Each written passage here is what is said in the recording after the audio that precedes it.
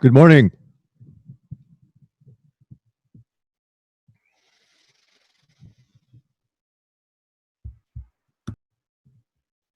So are there any questions before we dive into today's material?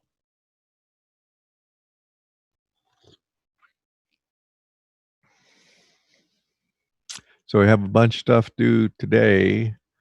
I think the project is due, what, 6:30? So the shell script is going to run, kicks off at that time, and it goes around and collects up all the files from your directories, and that's effectively how it gets handed in. And then you have homework, and you have the lab that you need to upload to Canvas. So you need to build your tar file over on Schofield and then move it Schofield to the Linux pool down to your home machine, and then you can submit it up to Canvas from your home computer. So there's an announcement about how to use SCP to move files around between computers to get that submitted. So if there aren't any questions, we'll get going with the material for today. Oh, other thing I guess I need to mention before we do that is the midterm, not the midterm, exam one, because we have two tests and then a final. So we have a vote going on, which you participate in by going to quizzes and then selecting this vote here for method of delivery first exam. And you have two things to pick from. Option one is to test all day Friday, and you pick a time that fits you, and you start the exam whenever you want. But once you start it, you get a 2-hour block to finish it.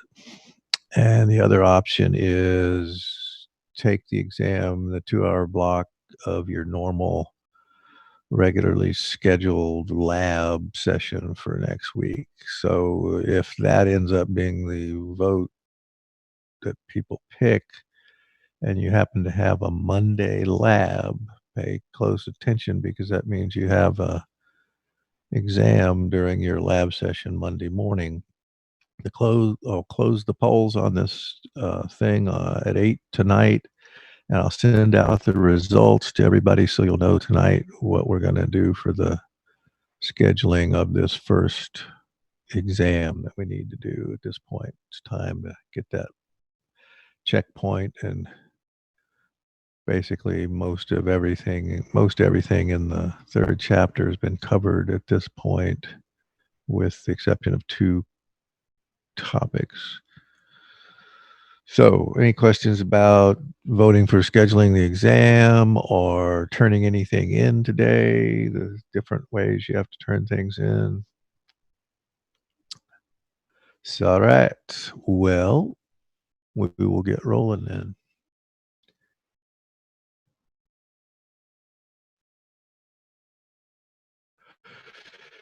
So the 32-bit calling conventions, and we had a little program that we were looking at. Oops. Let's see.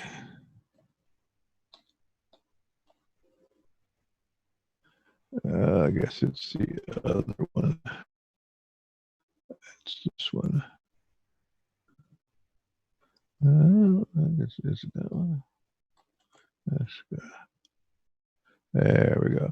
We were looking at this little program here where we had a function and we passed in 6 parameters to the function, and we looked at the 32-bit conventions for how to pass the parameters, and we noted that we could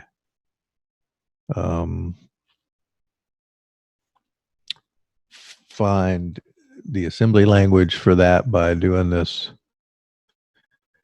GCC compile command, and putting dash M32 on it, which says, even though this is a 64-bit computer that I'm running on here, I want you to generate code for the 32-bit computer. That's what the M32 is doing. And then we could use this dash capital S and have it spit out the assembly language file for us, right? So that would compile that up and send out the assembly language file. And we looked at the assembly language and saw that it was passing the parameters through the stack, right? Well, if we leave that off, and we just compile it without the M32, since this is a 64-bit computer, it will default to generating the 64-bit code for the thing that I'm compiling. And then the dash S, once again, will give me the assembly language file. So what you end up with is these .s files, right, that contain the assembly language. And so I made a copy of the call32.c and put it in call64.c just so that when I compiled it, I would get a call64.s showing me the 64-bit assembly language, and the program is actually the same, right?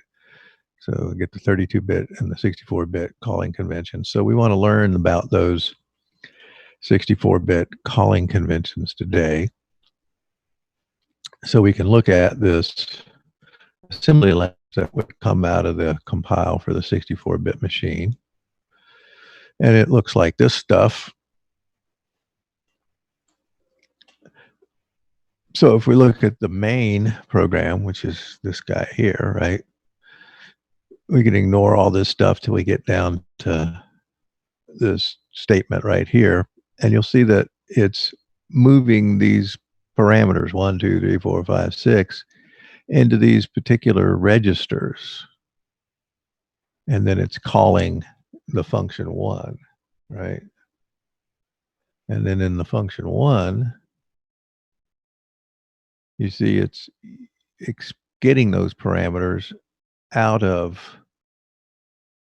those registers and adding them up, right? Add all this kind of good stuff. Oh, this is the 32-bit one. I want the 64-bit one.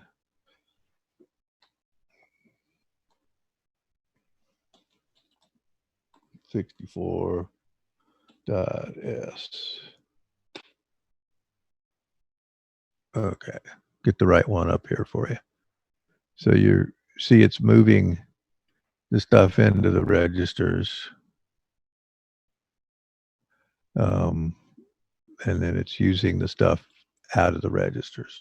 So why is it doing that? What are these calling conventions? Well, remember on the 64-bit machine, we have twice as many registers, right?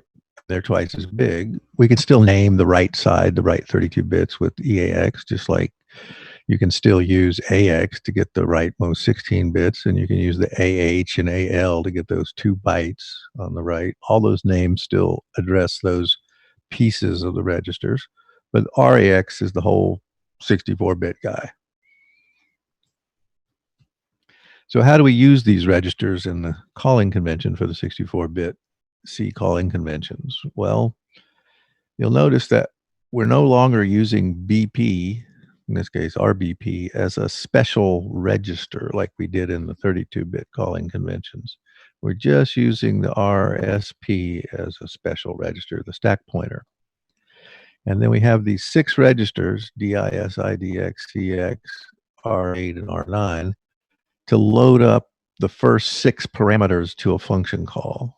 So we just have that as our way of passing the parameters in rather than passing them through the stack like we did in the 32-bit calling conventions. And you say, well, wait a minute, what if I have more than 6 parameters? Well, then you'd have to pass them on the stack, right? We have no choice. But if, you look at most functions, you're not going to have 6 parameters. Very rare you'd have that many even, let alone more than that.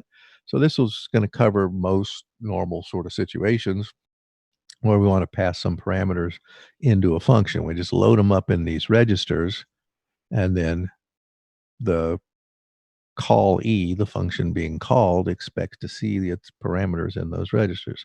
First parameter, second parameter, etc. Reading from left to right in your C program, this would be the first, second, right? So how do I remember which of these registers to use to load up the parameters? Well, I'm going to give you a phrase such that you'll never be able to forget it for the rest of your life. And the phrase is Diane's silk dress cost $89. And what that means is the DI register is the first one, the SI is the second, DX is the third, CX is the fourth, and the R8 and R9 are the fifth and sixth. So all you got to do is remember Diane's silk dress cost $89. Diane's silk dress cost $89. Those are the six parameters, six registers for the first six parameters in that order, right? So let's look at some examples of this stuff in action. The differences between the 32 and the 64-bit is that the arguments are passed to functions via registers, unless we have more than six. The registers can be thought of as caller saves because since the caller is passing things to the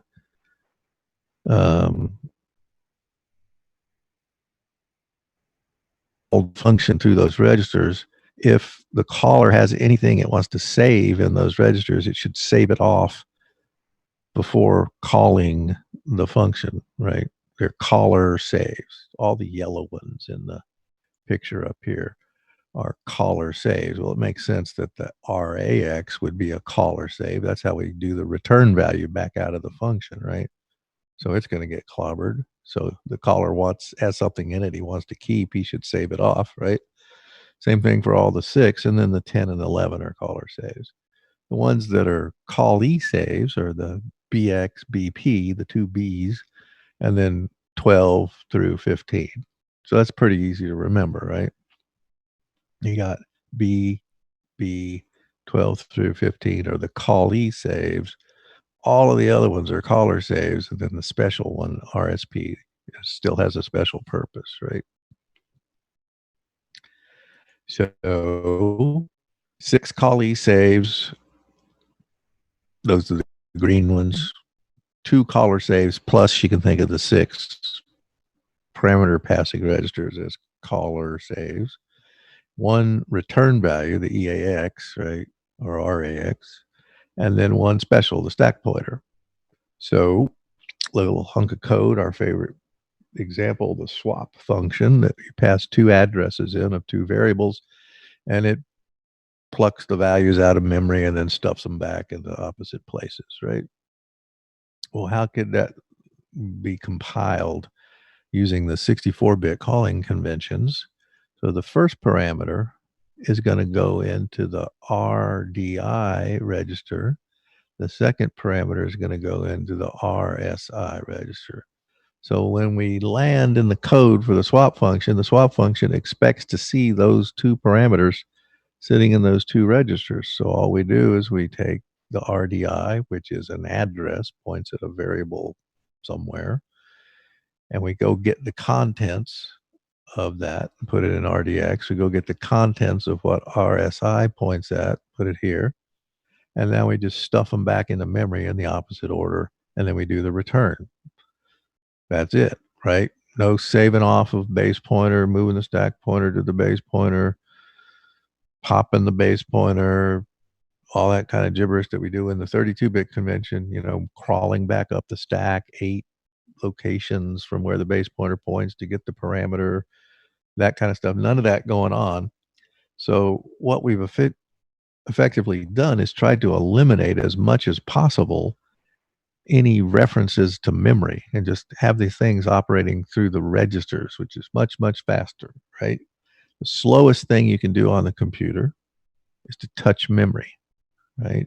All of these instructions, including the nasty ones like floating point divide that take a number of cycles, right? A shift takes one cycle, that kind of thing. Well, the best it ever gets touching memory, if it happens to be sitting right there in the L1 cache, is 4 cycles.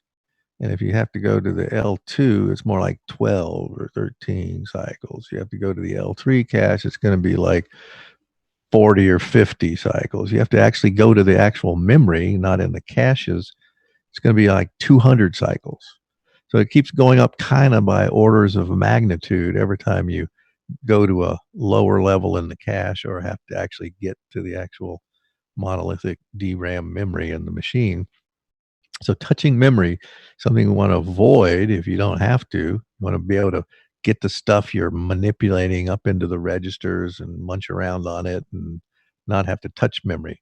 So this calling convention is trying to take advantage of that thinking, and it's behaving more like we would expect a RISC computer to behave, where you have a lot of registers. RISC computers have more registers than CISC computers because the CISC computers used up a lot of their area of the silicon on the chip building all those fancy instructions and had less left over for whole bunches of registers, right? So the RISC computers, because the 64-bit Intel computers kind of got 1 foot in the CISC world and 1 foot in the RISC world. And so this calling convention you see is a typical sort of RISC style calling convention of passing the parameters through the registers. So this one is an example of what we call the red zone.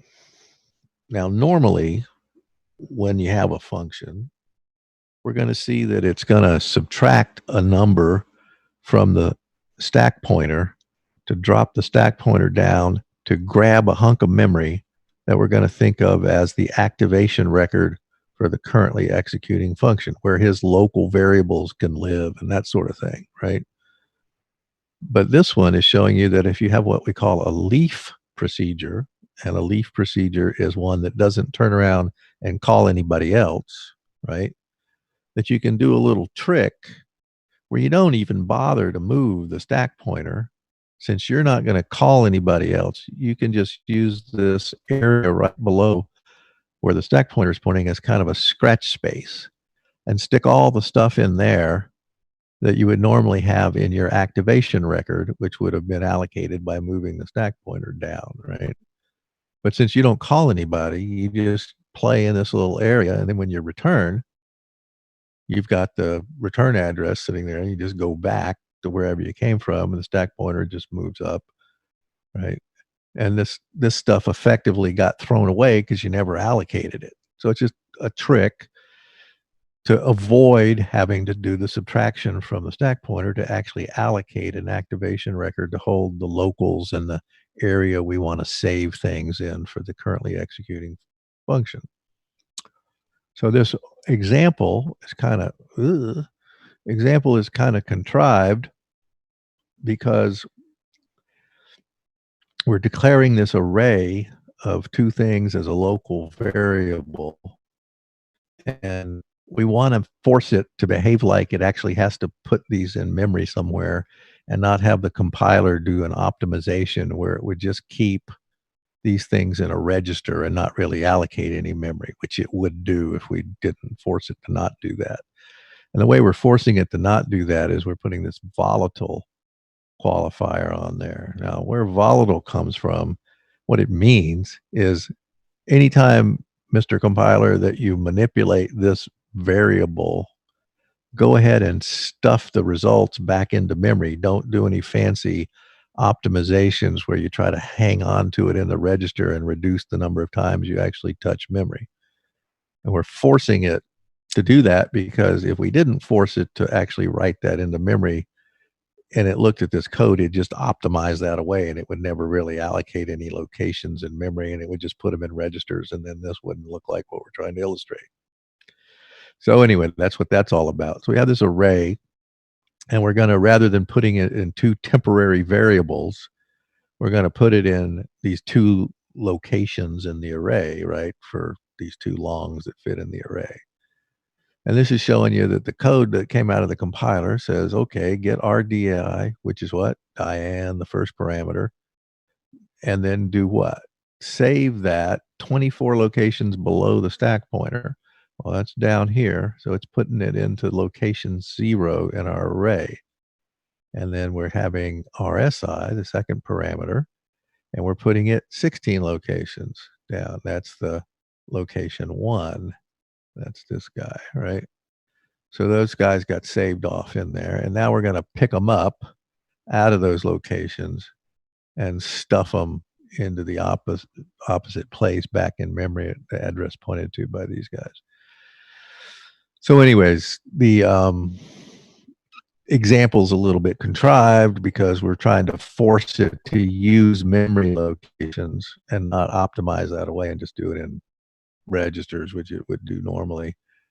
But it's showing you this trick that in a leaf procedure, we can not move the stack pointer. We can just use the area below it as like scratch space for our local variables, right? So having thought through that, we now look at a non-leaf procedure, and this is the normal case. Well, I don't know how normal it is, how many are leaf versus non-leaf in the great big world, but anytime you have a function that turns around and calls another function, right? This function then needs to have an actual chunk of memory to hold his local variables that can live there while this other function is off doing its thing, right? And then when you come back, then my local variables are still laying on the stack there where I left them, right? That's the activation record, the space to hold the local variables for the currently executing function. It also holds space to save off like callee save registers where we have to save things, or caller saves if I'm about to call somebody else. I need to have space to save those things. So all of that space comes out of this thing called the activation record. So let's look at this guy here. Swap element is doing a move signed long word to quad word. Well, we've seen a variant of that with our move byte thing to zero out the high order bits in a 32-bit word after we move something into a byte using our set instructions. This is similar to that. It's moving this 32-bit thing, ESI, into RSI, and it's moving signed, which implies what? When it goes into the bigger one, you get sign extension. So if it was a 1 in the leftmost bit of ESI, it propagates all the way across into the RSI in the high order 32 bits, right? Questions? So we got that in there. And why are we loading it into SI? Because that's going to be our second parameter that we're going to be loading up to pass to the swap guy, right? So, I mean, that's the second parameter that, yeah. Okay. So we get the load effective address quad word. And what are we loading? What address are we loading? Well, RDI is our first parameter here. And remember in C, anytime you write down an array and you don't give it a subscript, that means the address in memory where this array begins. It's an address, right? So RDI, this first parameter, contains an address where that array begins, right? And then the things that live in that array are longs, so they take up 8 bytes apiece. So if I multiply that times the index, which is what's in the RSI, the second parameter, I've gotten to the beginning of the array, and then I add 8 to that, I've gotten to array sub I plus 1. So this is giving me the address of array A, the thing got passed in here, sub I plus 1. This one, without the 8, is giving me the address of A sub I, right? So these are the two arguments I need to pass to swap. And where am I putting them? In RDI, right? And now I want to move this RAX into RSI. So now I've got my two parameters, the first one and the second one, those addresses of those locations in that array, right? Sitting in those two registers that I call the swap guy. The swap does his thing, takes those two addresses, swaps the contents of what's sitting in them, right? And then this repeat instruction, the reason that's there is it's an Intel thing. When you have a branch on the Intel computer, the target of that branch, a conditional branch or just a plain old jump, whatever, you can't land on a memory location that also contains a branch instruction. You can't hook them together like that, right? Intel doesn't particularly tell us why that is the case, but they don't want you to do that. So the return coming back from this call of this function is kind of a branch in disguise, right? What's a return? It's a pop the stack to get the return address and then jump to that location. So it's a jump to this location here after the call instruction. Well, we couldn't put a return there because that's also a jump in disguise, right? So the solution that they suggest that you do is to put a no op, something that doesn't really do anything, just to hold space so you can land on it and then go to the next memory location to get your next branch instruction. So this rep is just serving the purpose of a no op that doesn't do anything, just so when we get back from the call, it can land on it and not land on that return, which would be a bad thing. Okay, questions about all this stuff? So what's it look like? Well, here it is. One where we actually are going to have a stack frame, a real stack frame, right? We're going to have swap getting called with these two addresses. And when we get back from swap, we're going to compute a sum equal to sum plus A sub I times A sub I plus 1. Right? And then the sum is this long up here that started out at 0. Right? We're just reaching up and getting that global variable and stuffing it in there, right? So what does the code for this look like? Well, let's just work through it. The first thing you see here is move quad word RBX to 16 below where the RSP is pointing. Move RBP to 8 below where the RSP is pointing. What are we doing that for? Well, we're saving off the value of RBP and RBX because those are call E save registers, and we want to use those registers. So in order to use them, we need to save them, and then we can monkey around with them. But then before we return back to the guy who called us, we need to restore the values that they had in them because he expects them to survive across the call because they're call E save registers, right? The caller expects them to survive across the call. So we dump those two things into 16 and 8 below where the stack pointer is pointing, and then check this out. We subtract 16 from the stack pointer, dropping it down. Remember, it goes from high to low in the Intel computer. So that is the allocation of the activation record, the space on the stack to hold the quote local variables of the currently executing function, right? Now, in this case, they're not really local variables like you'd see declared in the C code over here. They're just places to save some registers, which is another variety of thing that occupies the activation record. Any space we need for the purposes of this currently executing function comes out of that hunk of space called the activation record. And you're seeing it created by dropping the stack pointer down 16 locations, right? So now we got the move signed long to quad word ESI to RAX, load effective address of 8 past RAX times 8 plus RDI, which is getting the A sub I plus 1 address, right? Putting it in BX, and see we're using BX, but we saved it off up here so we can go ahead and use it because we can restore it back, right? And then we're loading this thing, which is the A sub I address, into BP, which we had saved off so we can use it. Now we say, take the BX, the I plus 1 address, stick it into RSI, which is the second parameter to the call we're about to make.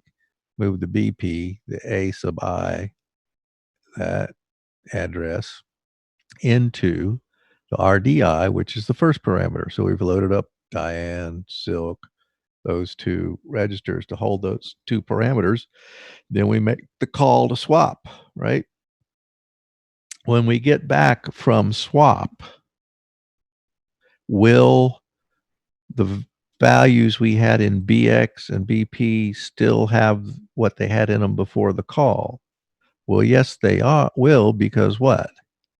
They're call E save registers, and if swap wanted to mess with them, he needed to save them and restore them because we expect them to survive across a call because they're call E save registers. Just like the guy that called us expects them to survive across a call, which is why we saved them before we used them here, right? So now we can take the value that's in BX, which is the same thing it had before the call, because it's call E save register. Take what it is, it's an address, take what it points at and put it in RAX, take what B points at, which are the two things in that array, right? Put it in there, and now we add the two together to get the sum thing, right? And then this is playing fast and loose with the notation. Don't worry about it so much. They're trying to say, oh, we're accessing this global variable up here. And we'll see this magic trick of how this basing something off of the current value of the instruction pointer to get to that shakes out later, but don't even worry about it right now. Just assume that's some little sleight of hand thing we're doing to get to that global variable up there and stuff that in there. Okay. And it's kind of cheating because we've got the name of a C variable sitting in our assembly language code, but we'll explain all that nonsense later. So now we're going to move the RSP, what it points at, to BX, which is doing what? It's taking this value, right? This, we dropped that 16. So if I take what it points at, I'm picking up where I saved off the BX, I'm restoring it.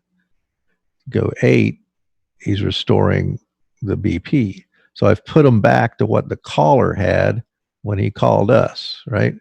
And now I add 16 to the RSP, put it back where it was when the caller called us. And now we're sitting right below the return address with the SP. So when we do the return, we go back to the caller and he's happy, right? Does that make sense? And the two things have been swapped because we called the swap guy, right? Questions about that?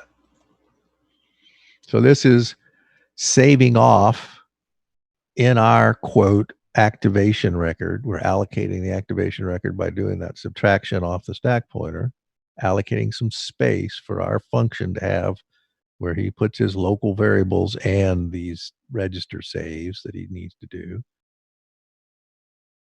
And this is restoring it back because these are call E save registers that we're going to use in our code, right?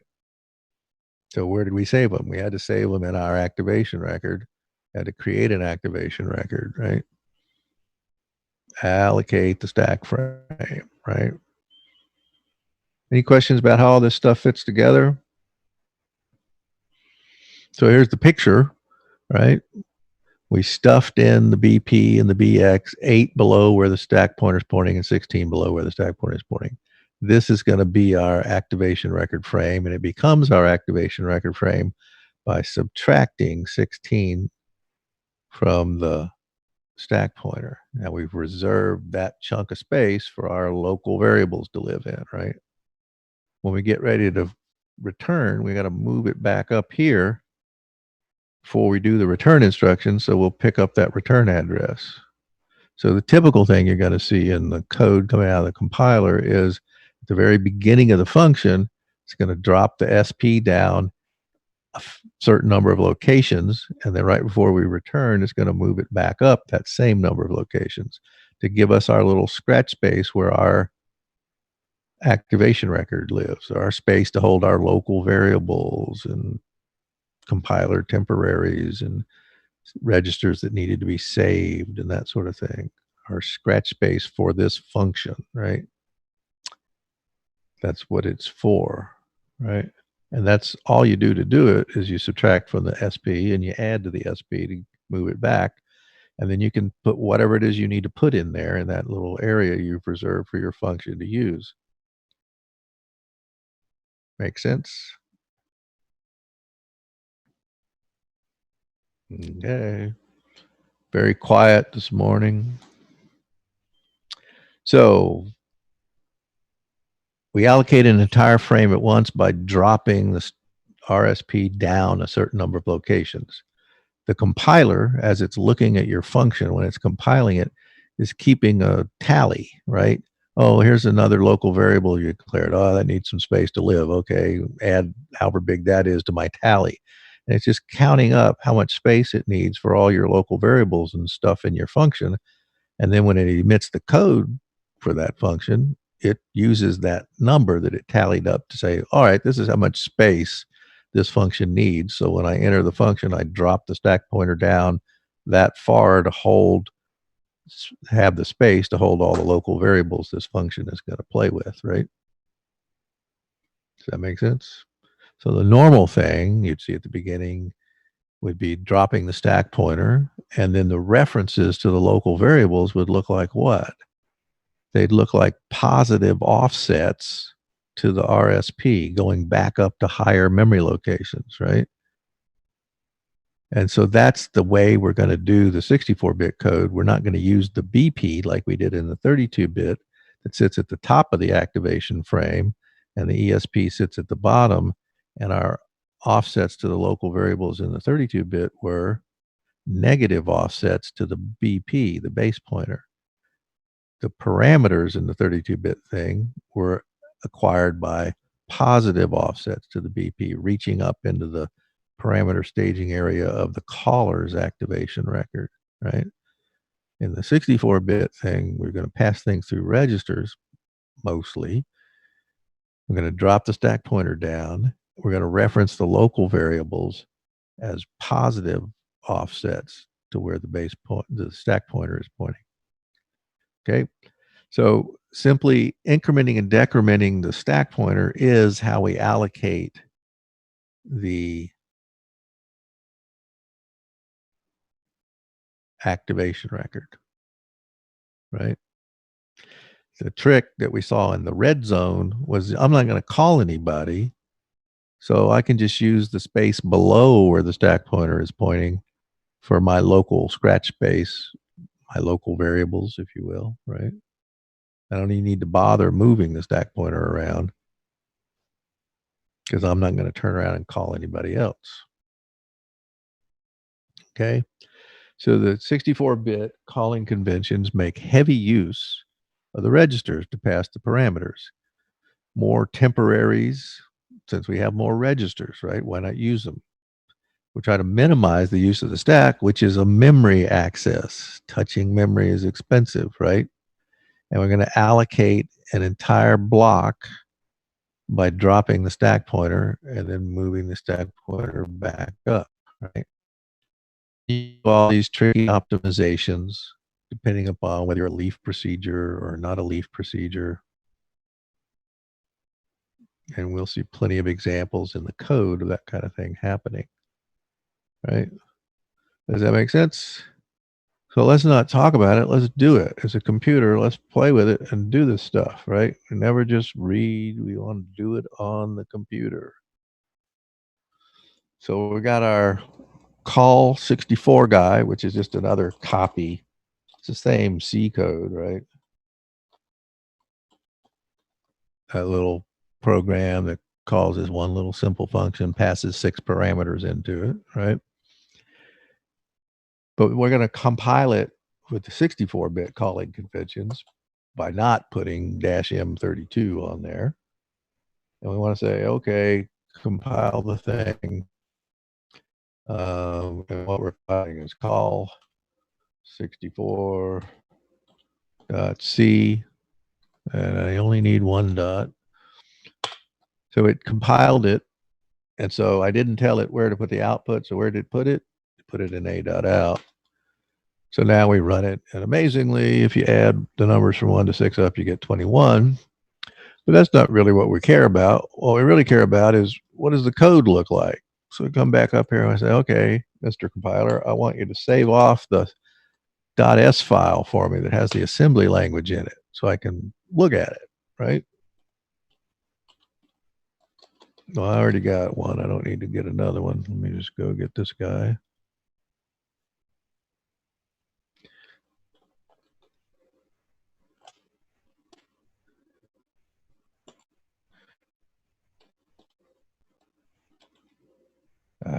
Get my brain straightened out here in a minute.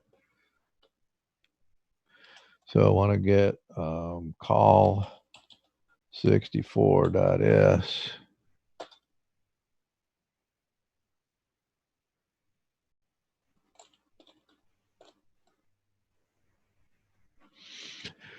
Okay, so I think I got it.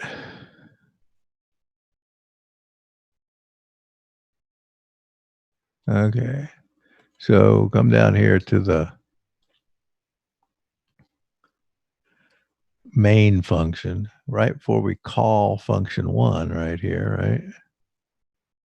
You see them loading up all those 6 parameters. And what order did they get loaded? Well, the first parameter, the one on the left in the C code, right, has to go in the DI.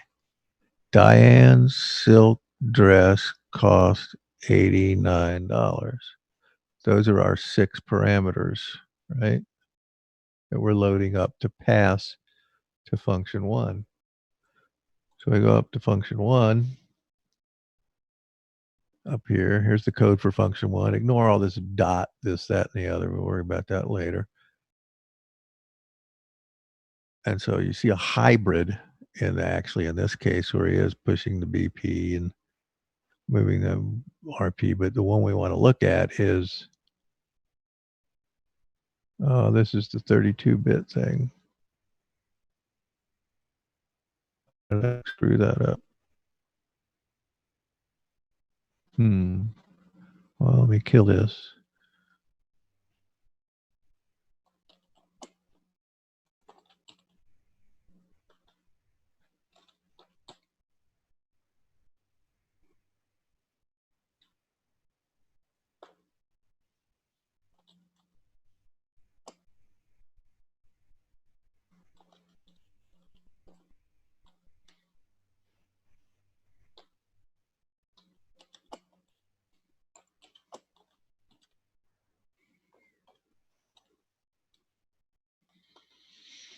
So there it is, and it's today 11:42. So I just made it. I don't need to type all that again.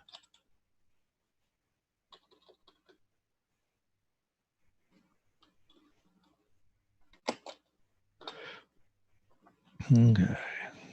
Well, he's doing the 32 on me. Why is he doing that? Well, maybe I got the defaults on the compiler. Let's force him to do it.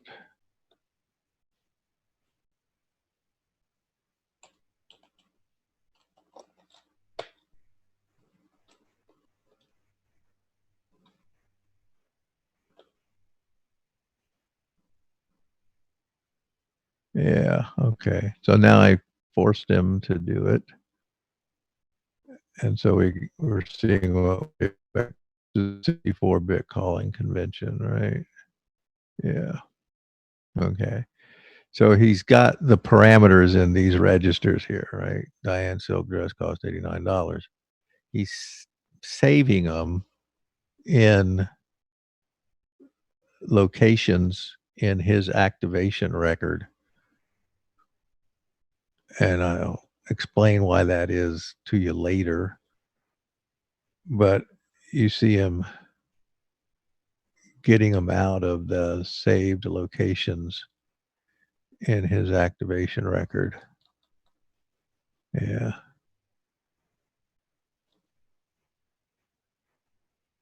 So even though we forced it to do the 64-bit code, he's saving those off in his activation record. So let's force him to be smarter.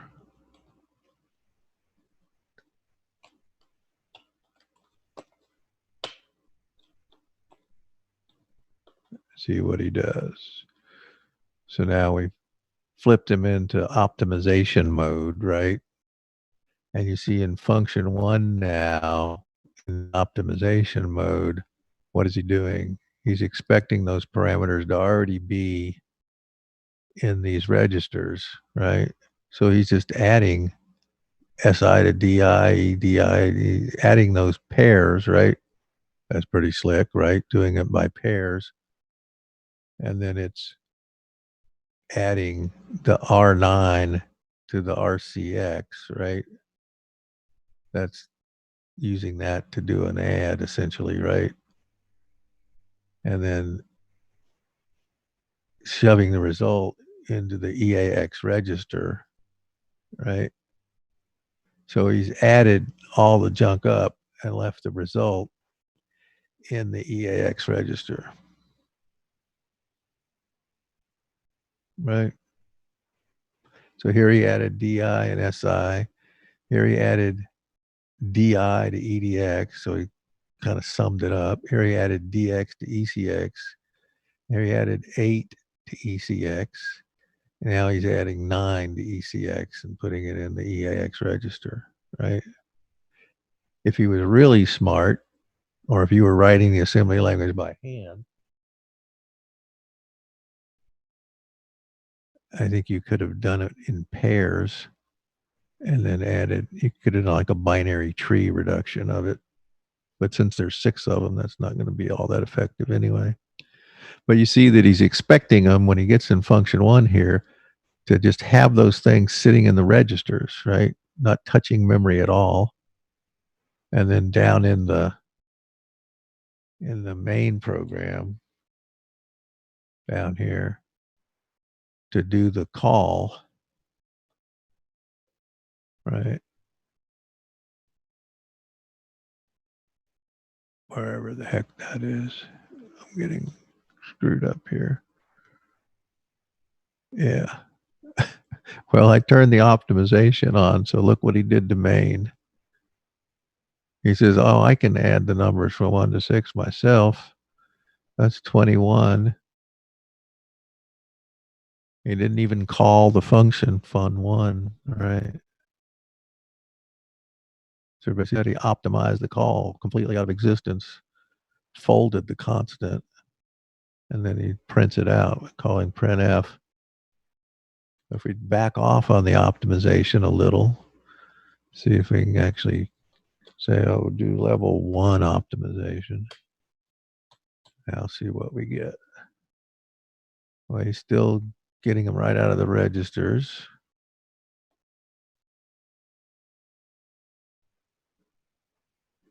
He still optimized the call away. So let's go to 0.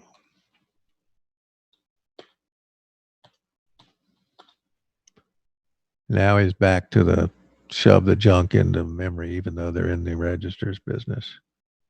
So I can't get him to optimize the call without figuring out that he doesn't even need to do the call. but you get the idea. Pass it through the registers, right? Any questions about this stuff? Questions about how to turn in your 3 assignments for today?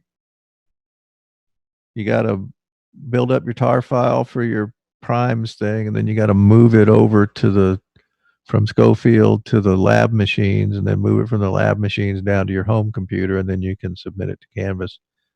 So you know how to move the thing around.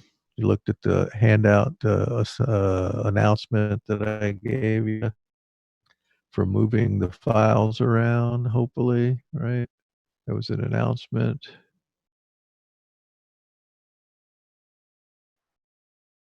How to move files around between computers using SCP, so you can move the lab file off of Schofield to the lab machines, move it off the lab machines down to your home machine, submit it. So you got that to do. You got your regular homework thing, text file to submit to Canvas, and you got your um, project by, I think it's what, 6:30, and I wrote a little utility for you. You can just type hand in P1 and it'll set everything up, make sure it's ready to get collected by the Reaper script that runs whenever it's due. So don't forget to vote. So you got 4 things to accomplish. Get all that stuff turned in and vote for when the first exam is. I'll give you the results of the election after it closes at 8 tonight, and we'll know whether we're having the tests starting Monday for Monday lab sessions or whether they'll all happen on Friday. So I'll let you know. So keep your eye out for that announcement later tonight. Any questions before we go? Office hours are 2 to 3 on Fridays. So maybe I'll see you there. If not, I'll see you Monday morning. Have a great weekend. Adios.